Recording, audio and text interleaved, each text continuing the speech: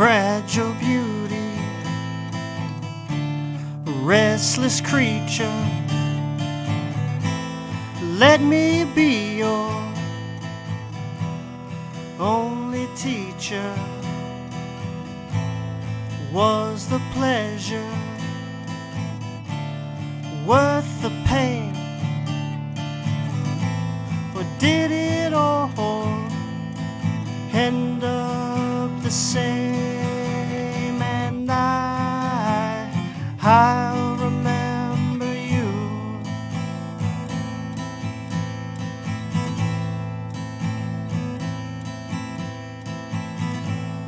There's a sinner by your side, but there's an angel deep inside. I found inspiration in your eyes, and as I leave you, there'll be no goodbyes, and I'll remember you.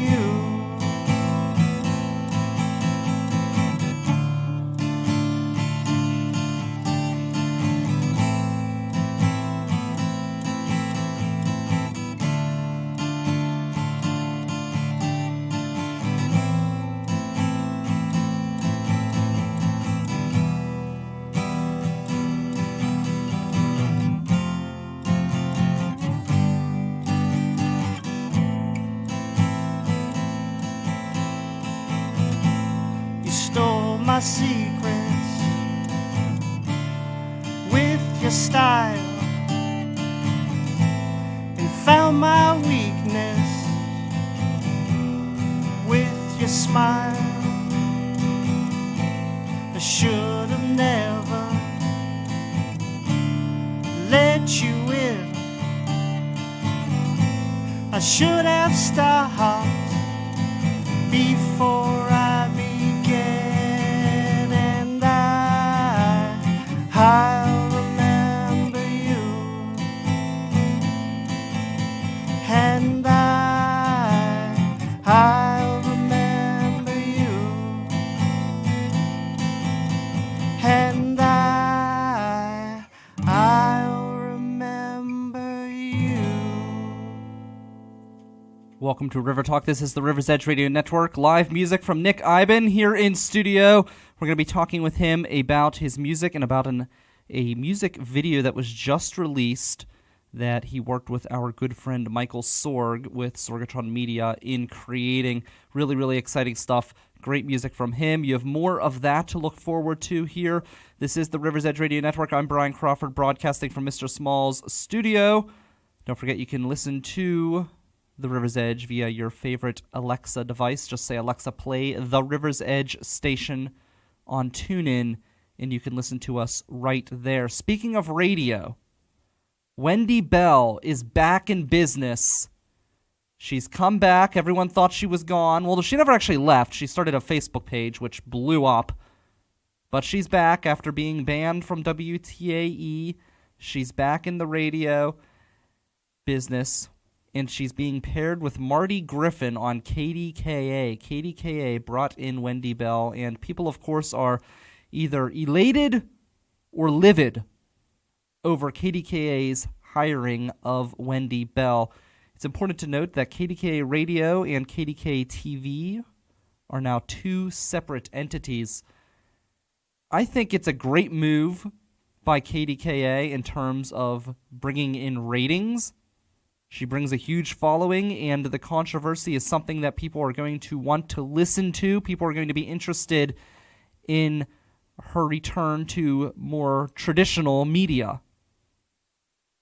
I'm interested to see what happens. I'm interested to see the dynamic of her and Marty Griffin. It brings out some interesting thoughts from my mind. I want to hear what's coming out of your mind. 412-407-2PGH. That's 412-407-2744. That's the number to text. You can message us on the Facebook Live feed, or, of course, you can tweet me, as always, at RiverTalkPGH. So Wendy Bell coming to KDKA, it's interesting because Wendy is quoted in an article by the Post-Gazette as saying that saying that Marty, rather, has more liberal views and I have more conservative views. When I would bring up more conservative-leaning things in his absence, people would be on the phone in an outrage. It was really fun to listen to their thought process. If KDKA is painting Marty Griffin as some sort of liberal progressive, my God, has that station gone far to the right. I knew they were right-leaning already. And that's been a lot of criticism that they have received from longtime former listeners. If you read any Facebook posts that they make or listen to any of their callers call in, people talk about how the station has gone more to the right in the years. But my God, if Marty Griffin is their example of a liberal progressive, wow. It is the new Fox News Radio right here in Pittsburgh on the AM dial at KDKA. Wendy joining the show really makes me concerned in some ways for Marty Griffin's health. As you know, he's been going through some health issues recently, and he's always had that solo show, and even though he was looking into launching his own online media company, because everybody thinks that they can do what I do here on the River's Edge, it strikes me as odd that they would be bringing in backup or a co-host on a long-term basis. So either his treatments are going to be keeping him out of the studio often, or maybe they're fearing the worst. I don't know. I just thought it was interesting.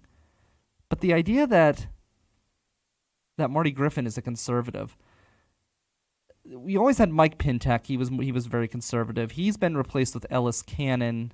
At least he was while he was sick. I don't listen to it every day, so I'm not sure if he's still in that spot. But Ellis is a little more left-leaning, and that's somebody who I would say is a little more progressive, a little more left-leaning, more of a centrist. But Marty, to me, is a center-leaning right kind of guy.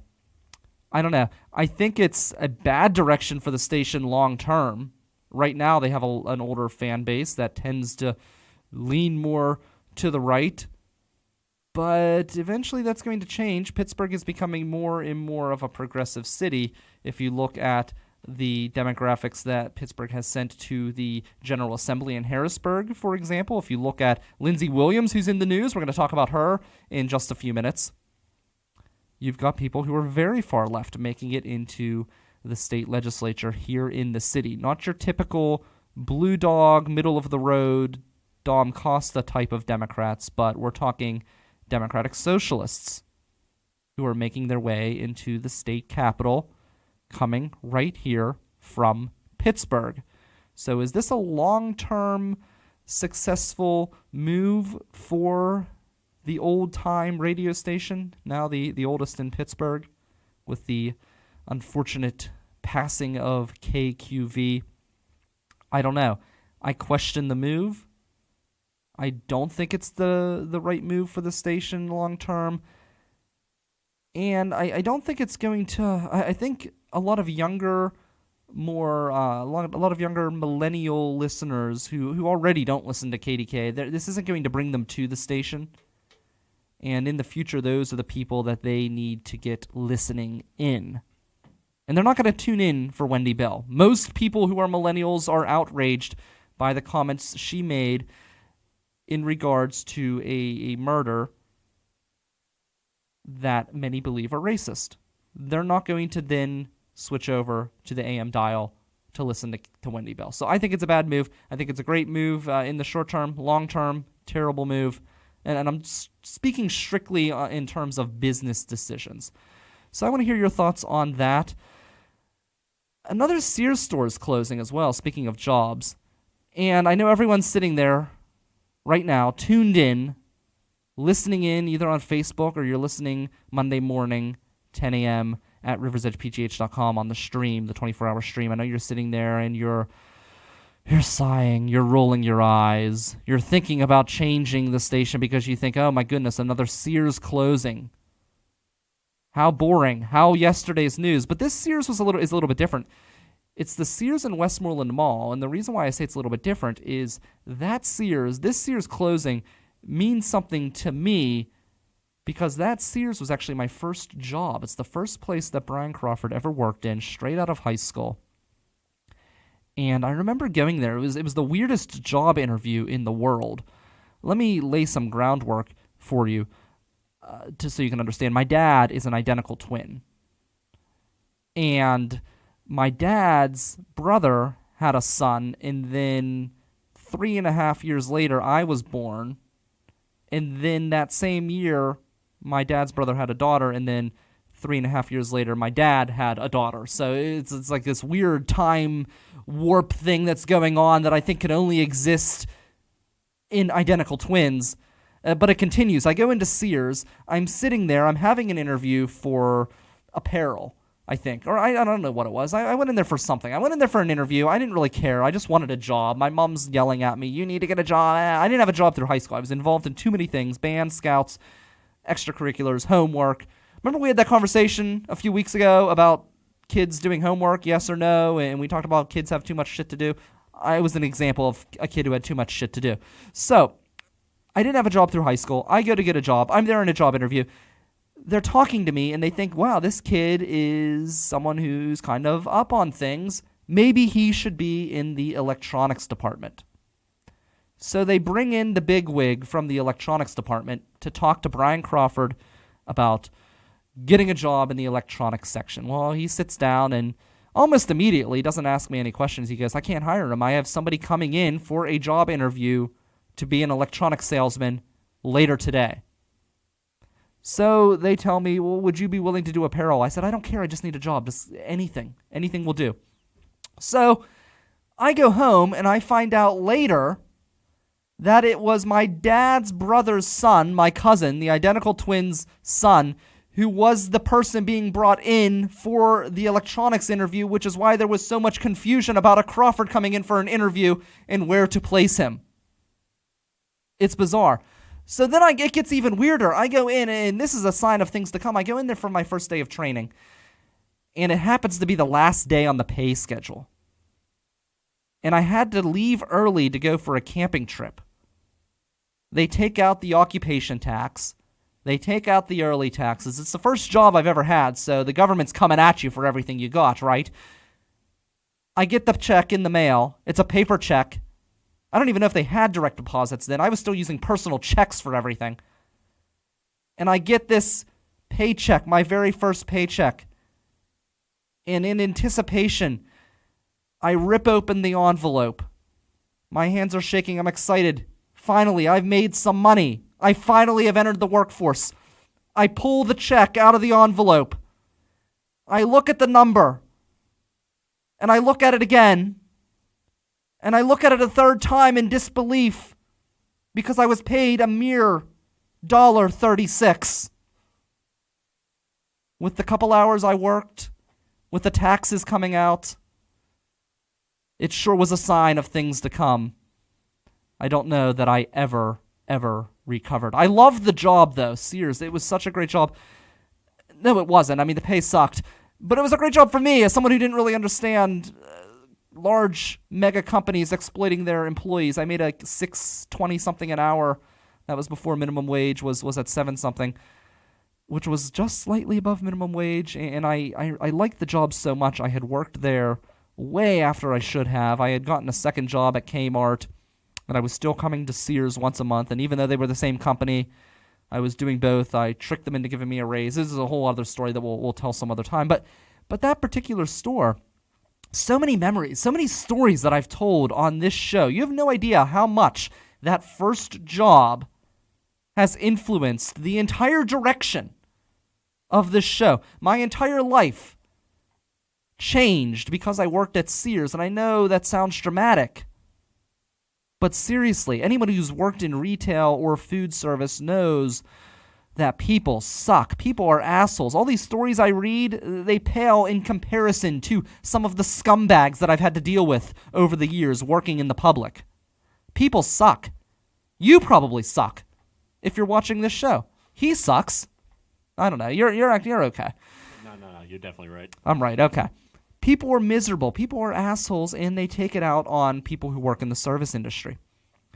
I remember one time at Sears, going into the intimates fitting room, and somebody was in there doing something shady. We found out that they were stealing clothes with their baby. That's one thing they would do. They would bring their babies in to change the diaper, and they would stuff clothes and jewelry and other things in the diaper bag while they were in there. But one of the weird things that they would do in that intimates fitting room, and you would have to check all of the fitting rooms. You would go around, and it was amazing, because you would go to the men's fitting room, and everyone says that men are slobs, but let me tell you, you go to the men's fitting room, everything's folded, it's hung, it might be wrong, but at least they gave it a shot. The good old college tries, they say. You go into the women's fitting room, and you would see ass prints in the clothes lying in giant mounds of clothes, sometimes knee-high, just laying there in the corner because they were too damn lazy to even walk it out to the cart that was placed there for them. But in the intimates fitting room, I don't know why, but women would go into the fitting room and pee all over expensive dresses. And the stench of piss was so strong in the air that at one point, Sears sent in a crew to rip up the carpet and put in tile, because the smell of stench couldn't be soaked out of that carpet any longer. So many stories. I could do an entire show based on the stories of Sears. That's not a joke. An entire show based on Sears. There were so many different things. Games that we would play.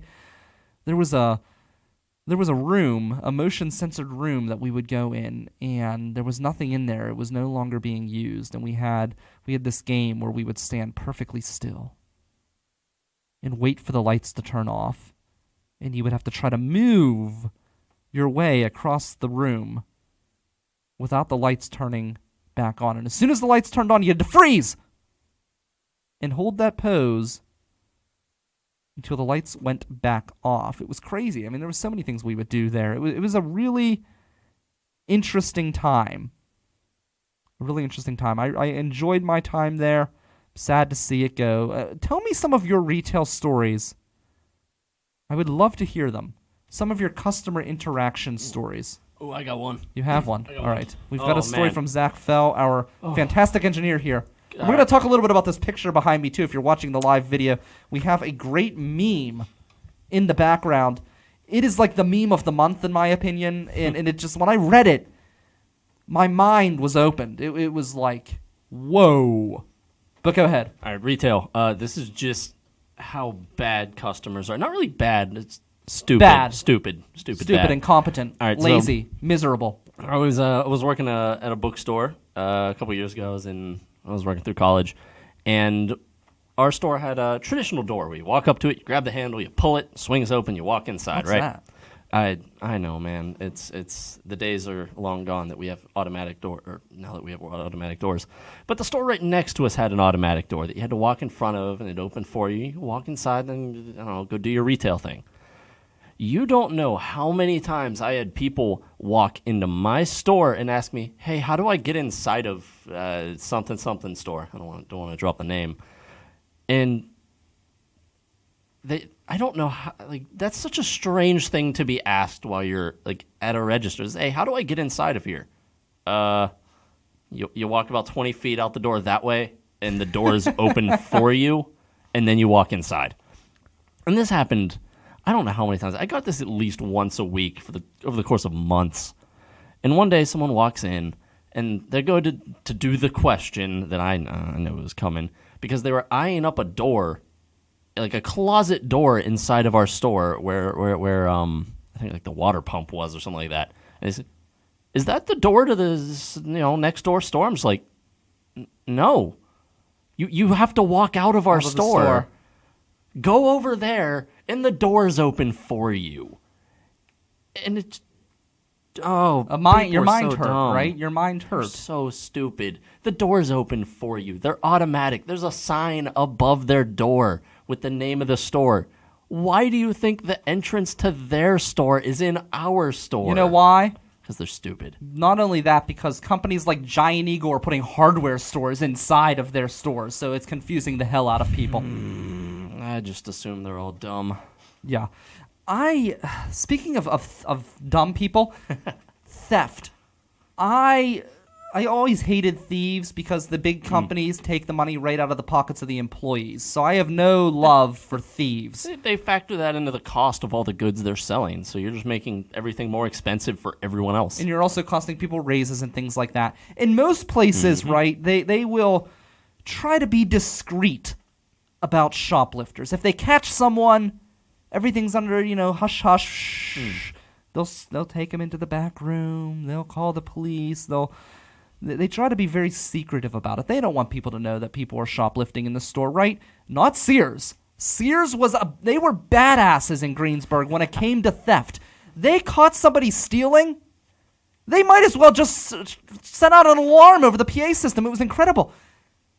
Every manager in the building was called to that location, and they would line up in 2 rows on each side of the suspect, and they would parade them through the entire store, put them on display, so every customer knows you don't fuck with Sears. And they would take them up to the room and wait for the police. It was awesome. I would love to see someone get caught. It was like the highlight of the day. There was a lot of excitement.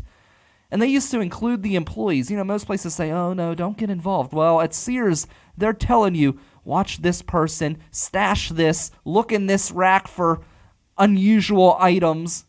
You got to be a mini sleuth working $6.25 an hour or whatever the hell I was making at Sears. It was great. I loved it there. It was really, really a great opportunity. So a couple comments here from the audience. We have Alan, who's a good friend of ours here on the show. He's with the Spare Change group. He says that Wendy Bell did not do anything wrong besides make a casual but uncouth observation. So Wendy, I think the problem is she didn't necessarily... Well, she did do something wrong in terms of editorializing as an anchor.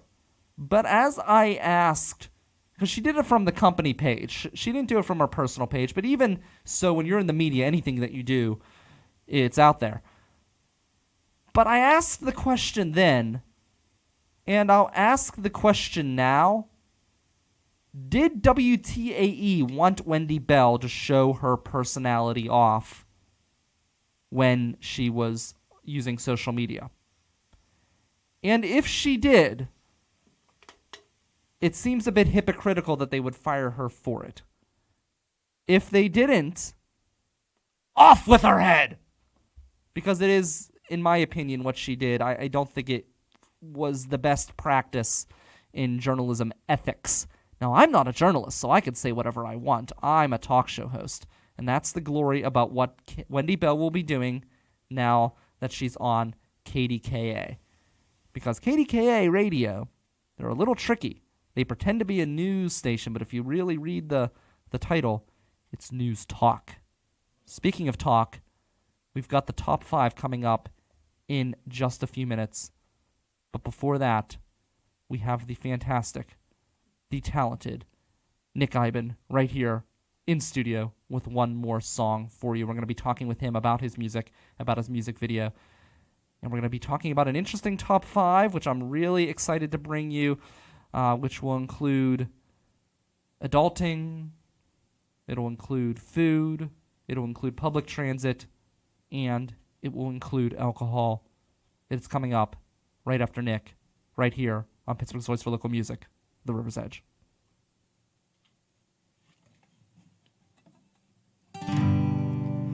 Take a piece of my heart and handle it with care, so when you're away,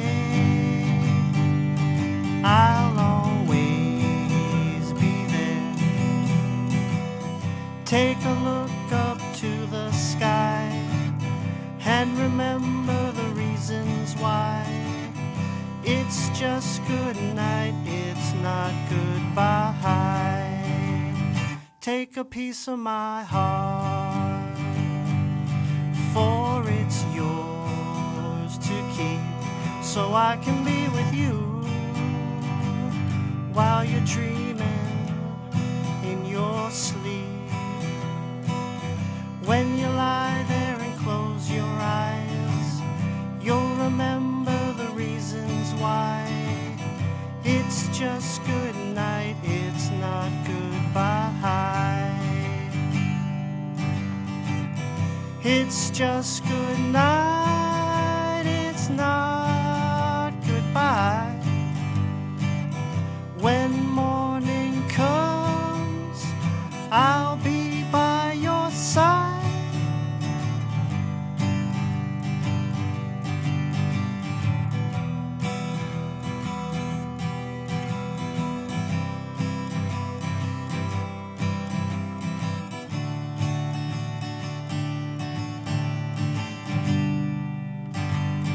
Take a piece of my heart, for it's yours to keep, so I can be with you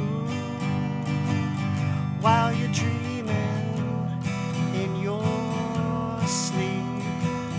When you lie there and close your eyes, you'll remember the reasons why.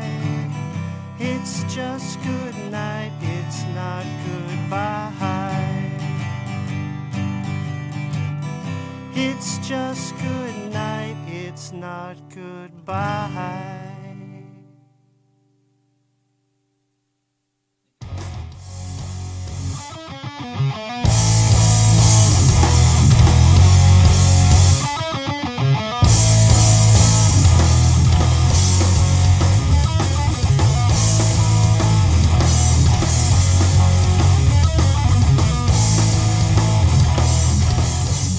Nick Eiben, everybody, here on the River's Edge. Fantastic job, as always. It is now time for the top five most interesting topics in my mind.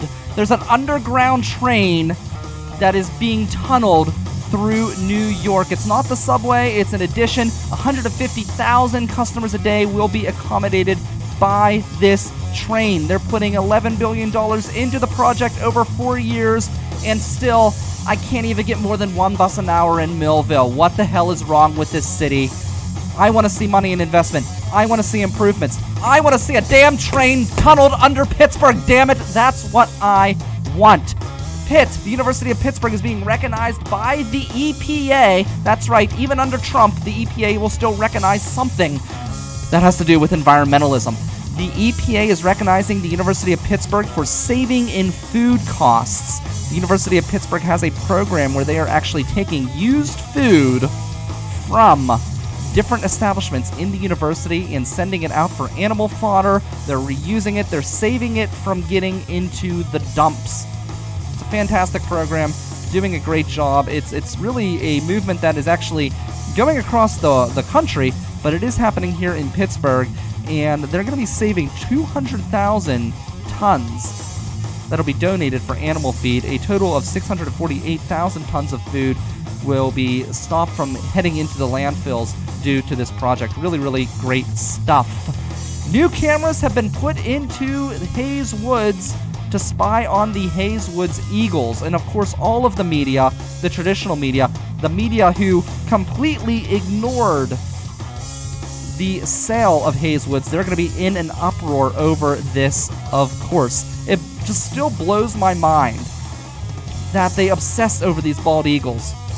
But the city cutting down the habitat, making the eagles homeless, no big deal there. As long as we get good pictures of cute baby birds.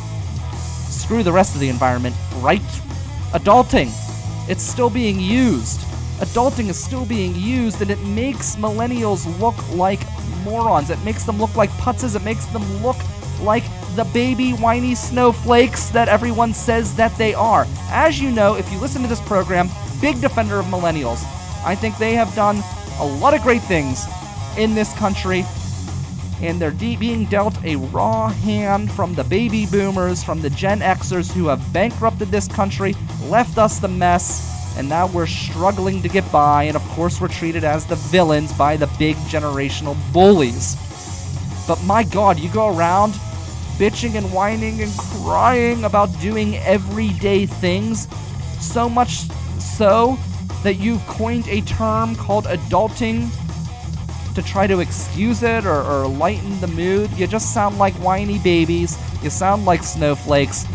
And my God, I feel sick to my stomach that I have to agree with all of these old chest thumpers who were handed a union pension, who were handed great mortgage rates, who were handed cheap education. It annoys me that I have to agree with them. And Goldschlager, a shot on New Year's. It tastes like cheap, terrible cough medicine, but it's a family tradition in my house. The tradition is, the more gold flakes you get in your shot, the more money you make that year. Is it worth subjecting your taste buds to terror to keep up a family tradition? Is it worth the pain? I gotta know. That's the top 5 on the River's Edge Radio Network. I'm Brian Crawford. Thank you guys so much for listening. This is the River's Edge at riversedgepgh.com. I really want to know about the New Year's shot thing. Every year I'm in pain. It is so frustrating. I mean, I go there and I cringe as I take the shot, but then I take 2, and then I take 3, and then I take 4, and then at some point I just grab the bottle and start guzzling it down because it's all about that cash, yo. But seriously, it is like this family tradition. I thought it was like some long-term tradition that people celebrated throughout the country, throughout the world. And here it's just something that my cousin came up with. The same cousin that stole my job at Sears! No, he did come up with it. It's a great idea. It's really fun. And that's what I love about New Year's. We would throw these parties when I was a kid. My family would throw these parties. And my parents never drank. There was never a beer in the fridge. There was never a bottle of anything in the house. My entire childhood. But on New Year's, they got hammered. And it all started with the Goldschlager. And no one started drinking until midnight. But they got so drunk, so sloppy drunk.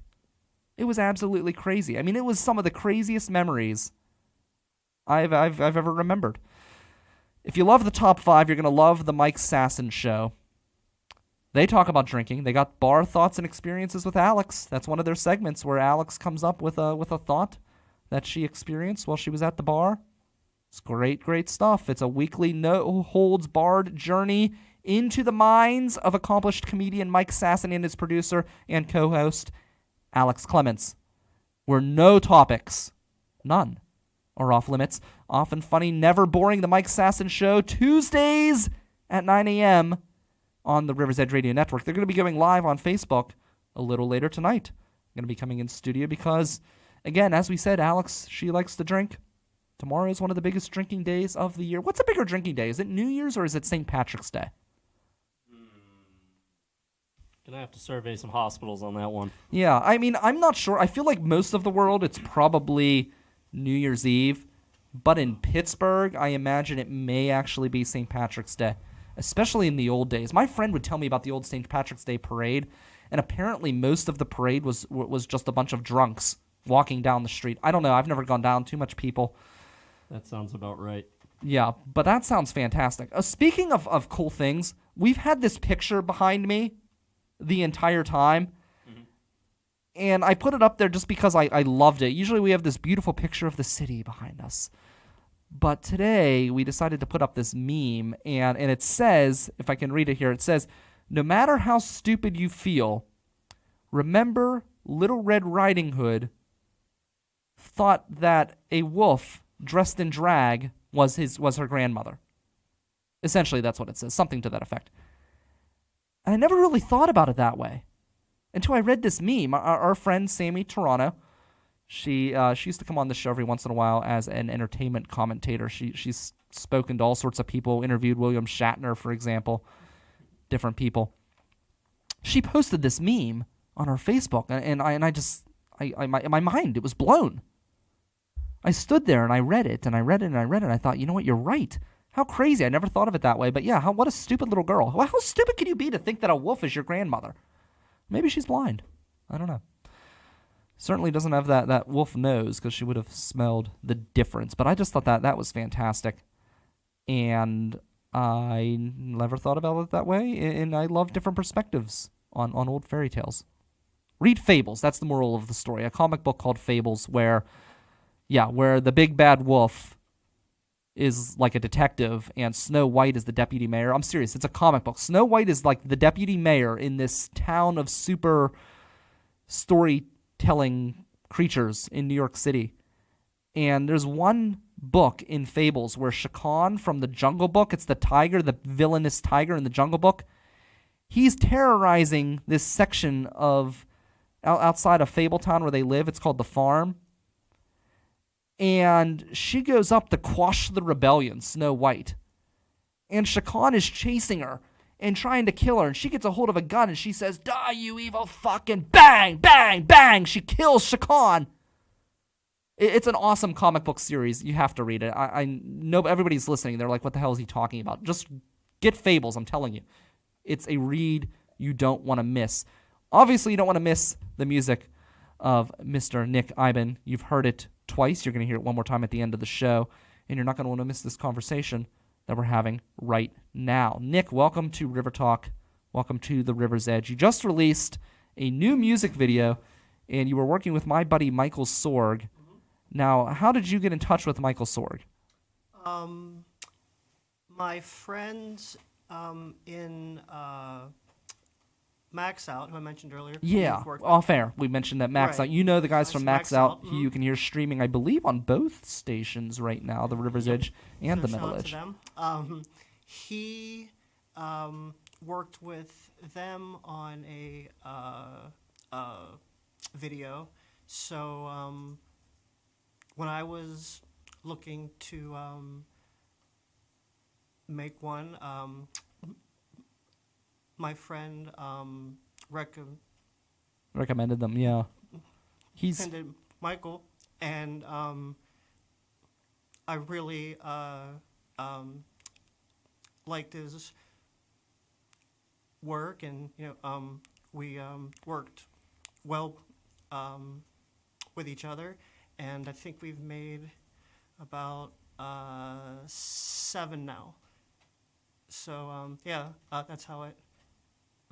So you've made 7 music videos. Yes. And this one's called "Love Is Suicide." Yes. Now, what gave you the inspiration for this song? Was it something? Was it a personal romantic experience that you had that went wrong? Because that's a pretty harsh title in and of itself. And when you watch the music video, it's a little bit darker. I love the mask. The imagery's great. It reminds me of. I'm trying to think what it reminds me of. It almost has like an old Western feel to it. That's the song. What the inspiration of the music was.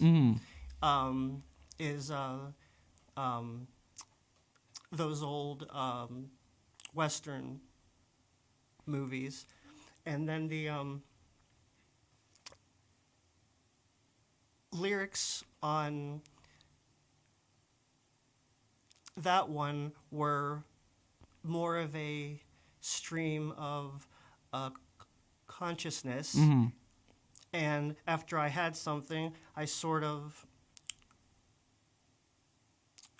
looked at it and then tried to craft a story.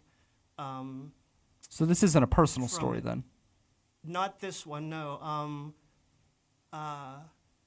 Most of mine are the song I opened with was. However, my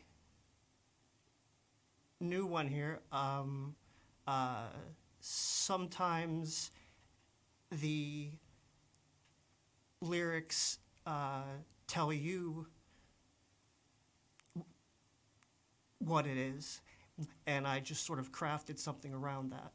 Very cool. Now, what's the process like in creating a video? Because I'll be honest, I've never done anything like that. I've been involved in theater productions before. I've done live radio before. I've been on stage. I've actually performed in The Music Man with Jeff Goldblum and Ed Begley Jr., which was really a neat experience. But all of that's live. And you get on there, and you have one shot. You do it. And if it sucks, you're done. And if it's great, that's great. But you don't have the luxury. I wouldn't say luxury. Luxury for some people to go back and redo it and make it perfect. For me, that would be torture. I just Right. want to get it done with. Right. So how did you feel? Was it torture, or was it something that you really enjoyed? Because some people, you look at the movies industry and TV industry, and that's what those people do. They have to go back and redo takes and cuts, and it's a huge process. Yeah. We have shot them all, I'd say, pretty much at a maximum of like a 3-hour shoot. I will contact Michael ahead of time, and I'll just have like a plot, idea, and I'll have an outline of scenes, and then he'll usually have something, he'll contribute, like an idea here and there, yeah, and it's always great and always helpful. And so once we are actually shooting, I'm trusting him, really, because he's He's fantastic. He's so talented. watching me, Yeah. and so I trust him to say, hey, try this, do this, and yeah, so he's great at everything. So yeah, and after we have that, he'll make an edit, and like I'll check it, and if I have any changes or something. So yeah, I enjoy it. It's interesting, and it's nice having an outlet, Yeah, like definitely. a creative outlet, and just playing around, having a chance just to, Well, I was watching it, and I thought, oh, that's right, he's really, really good at video. Because I always think, like Sorg, that's his main thing, is video. But I work with him so much in the podcasting Right. realm that I'm always thinking, oh, he's the guy who invented podcasting, because he's been doing podcasting since the beginning of time. And then I think, oh, that's right, he was doing video before that. So yeah, he really has a great mind. Yeah, he's a great mind. He's incredibly multifaceted, which I'm jealous, because I'm a good bullshitter, and I'm good at just hustling till things happen. But he's got that natural talent that is just so perfect. Yeah. And I was watching the video, and one thought that crept into my mind, despite, I got the theme of it, I got the style of it, which was fantastic. I loved the work. It looked fantastic. But one thing that crept into my mind, and I had to ask the question, are you a Zelda fan? I am not. Because What in particular made you think of that? there's one scene where you open the chest and you grab the mask, Right. and I was expecting you to bring out a rupee. Because when you watch any Zelda, he opens the trunk, and he always pulls out the rupees, and that's where he gets the money. He goes in and he ransacks people's houses. Like, Zelda is really a huge thief, really. I mean, he just runs into people's houses, he breaks their pottery, and he steals their money, and that's how he pays for things. Yeah. So that's what I was first expecting, and then I saw the mask. Yeah. Was that a real mask that Yes, you got? that was Where a did you real get that mask? At the Halloween store, at the Spirit Halloween Oh, store. okay. Yeah. What's the significance of the mask? The mask, really, it's a little dark. It's the mask symbolizes the end. So when placing it on, it's sort of Like he's done right. That's like the end of his life. life, and so it has the scene where I walk towards the light, which is obvious. I did see that. Yeah, at the Symbolism end. there. So, yeah, it's the changeover from, one world to the next, we'll say. Though the setting from the video, is it based off of a place that you've been to, or was it just something that you thought would fit? No, I just had, I had in my mind having it like in an old attic, and you have an old chest, and he opens it up and looks inside, and so yeah. Now, in your mind, when he's opening that chest, is he seeing pictures or a memento of his relationship, and that's what drives him there to that point? Oh, excuse me. It's really excuse me. It's more of a symbolic than anything else. Okay. It's the moments of him choosing to end. Yeah, I make that decision. Yeah, the decision. So, Nick, Not to get too dark. Yeah, we're here with Nick Eiben in studio. Now, do you perform out a lot in front of live audiences? I haven't, not regularly, no. I've played open mics a few times. I don't play out regularly. I'm really, I consider More of like the myself, studio performer? yes, and a writer more than anything. Okay. And the playing is just something like you have to every once in a while to, let your Yeah. music heard. I'm just not naturally, like an entertainer.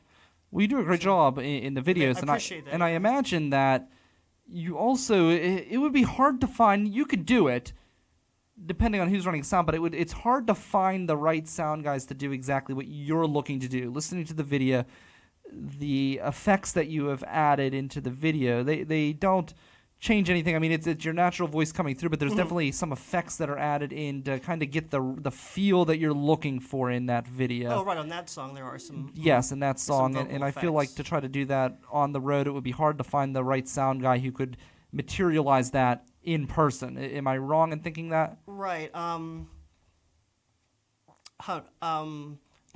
don't have a group, so not all of my music would translate as well if it's only me playing on the guitar. Yeah. Like with all the orchestration happening in the songs and everything like that. So that makes it, hard as well. So is your long-term goal then, your long-term planning to be a writer that you can then sell your music to different groups to perform? I would like to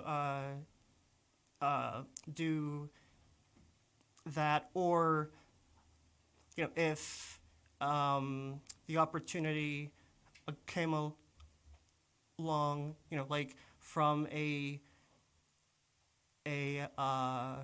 group of players who was looking for a writer, in a vocalist or something, I would certainly, entertain that idea as well. Very cool. So. Well, I am excited to hear your last song. Before that, I would be crazy if I didn't tell you to subscribe, to rate, and to review The River's Edge on Apple Podcasts. Listen to your favorite shows like this one, The Mike Sasson Show, Geiks Got Game, and P.O. Vincent on Apple Podcasts or your favorite Apple your favorite podcasting app. Just search The River's Edge. Don't forget the apostrophe in that forum right there. We mentioned the Metal Edge. Don't forget to check them out. That's metaledgepgh.com. Pittsburgh's best heavy and hard rock music. What do you say? Always heavy. Always live. Always live. So, and that's at metaledgepgh.com. There was one topic I do want to briefly mention before we hear the final song from Mr. Eiben here in studio, and that is that the Republicans in Harrisburg are trying to stop Lindsey Williams. And the thing is it's crazy. Lindsey Williams, she's a local state representative, or local state senator, well, soon to be. She still needs to be approved. There's a residency dispute. They say she hasn't lived in the Commonwealth long enough. Now, she's turned in some documents to thwart that. I don't know if she's technically out of bounds or not. I guess we'll find out. But it seems odd that they're so desperate for this one seat, because they'll still, whether Lindsey makes it into the Senate or not, she will still, the Senate Republicans will still hold the majority. But that's something I would definitely pay attention to and keep your ear on in the future. We're going to be talking more about that as time comes. I'm going to try to either get Lindsey in studio or possibly Jeremy Schaefer, who was her opponent in the general election for the state Senate, because I'm interested to hear what would happen. What would happen if she isn't sworn in? Where do we go from there? Does Jeremy take over? Would they swear him in? I'm sure there would be a legal challenge, but there's been some protests in Harrisburg. There's definitely been some upheaval regarding that whole situation. But I know I said in the beginning of the show I'd mention that. I do want to make sure I mention that. Do we have any more comments from the audience when it comes to the retail work, when it comes to... We got a not so appropriate one if you want me to read it. All right, what's that one? This one's from your buddy Alan, and I quote, "For sure, fuck people." And I think that's what we need to end the show on, right?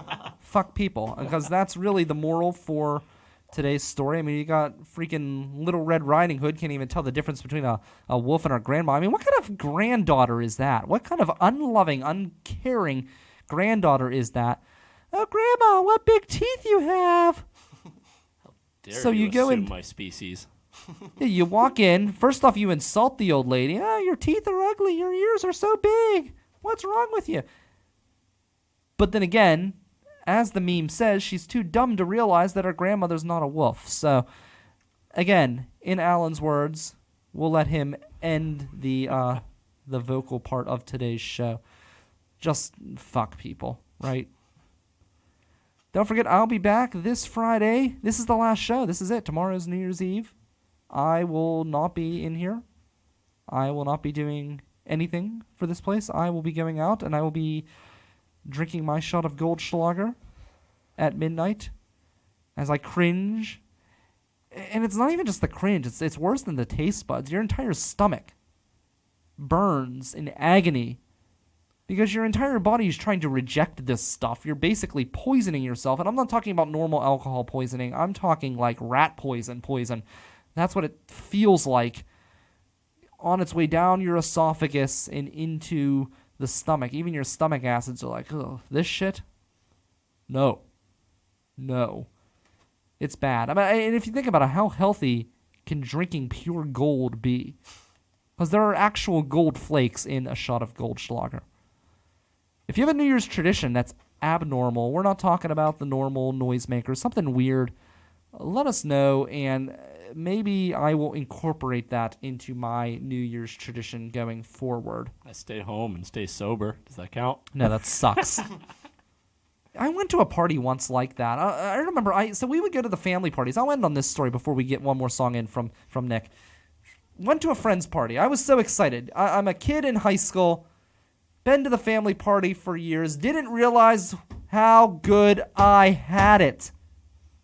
Friends invited me over to a party. I thought, this is it. This is going to be fun, right? Get to have New Year's with my friends. Well, I found out briefly before going there that they did not have any pork and sauerkraut whatsoever. What the hell kind of a New Year's party is that to begin with? So my mom, being the super mom that she is, made me a crock pot of pork and sauerkraut to bring to the party. So I brought my own sauerkraut. And I'm used to anticipating and waiting for that countdown and yelling in unison. Everybody join me. 10, Nope. 9, 8, 7, 6, 5, 4, 3, 2, 1. Happy New Year, right? And then the noisemakers and the poppers go off, and the men would go onto the back porch when I was a kid and shoot guns into the yard. And then everybody would come inside and do shots of Goldschlager and get wasted and eat sauerkraut and pork and kibasi and scream. And everybody was up and moving until late the next morning when everyone passed out from being too drunk. Not the kids, we didn't drink, but seriously, we didn't. But the adults were laying on the floor, drunk as hell. It was crazy. And I went from that to a place that didn't have pork and sauerkraut. And they sat there and played Halo for hours. Yeah. Then they clicked pause and switched over to Channel 2 and watched some damn ball slowly migrate to the floor. Didn't even say woo, and then switched back to Halo, and that was the New Year's party. I never, to this day, went to another friend's New Year's party again. It was awful. That sounds like the way to ring in the new year. Yeah, lame as hell. So this year, I don't know. I didn't have time to plan a party. I might go back to the family party again because at least I know they know how to have a good time. Nick Eiben, the fantastic, the amazing, the talented Nick Eiben here in studio with one more song. Are we going to hear? Yes, I'm going to play the song from the Love is Suicide. We've got it right here in studio at Mr. Smalls on Pittsburgh's Voice for Local Music, the River's Edge Radio Network. Thanks to Brent Conley, thanks to Zach Fell, and thanks to Nick Eiben, who you're going to hear right now here on the River's Edge.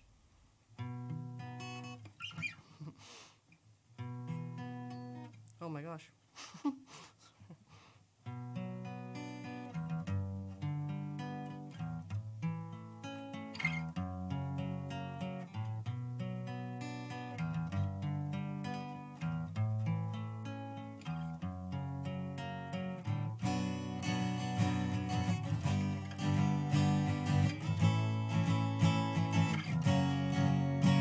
I wandered through the valley and washed out in the rain. I stepped into the ocean and dried out on the plain. The vultures are circling as the hours counting down. The gods have abandoned the sinners as they drown. Sometimes it feels like the night is where we hide. Sometimes it feels like the promise was a lie. Sometimes it feels like the arrows in our side. Sometimes I get the feeling that this love is suicide.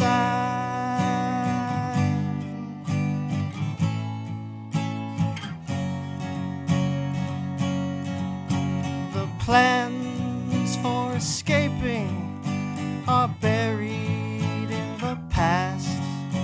The fire is breathing and the stones have been cast. The darkness has descended and the feeling's getting cold. A story never written and it's too late to grow old. Sometimes it feels like the night is where we hide.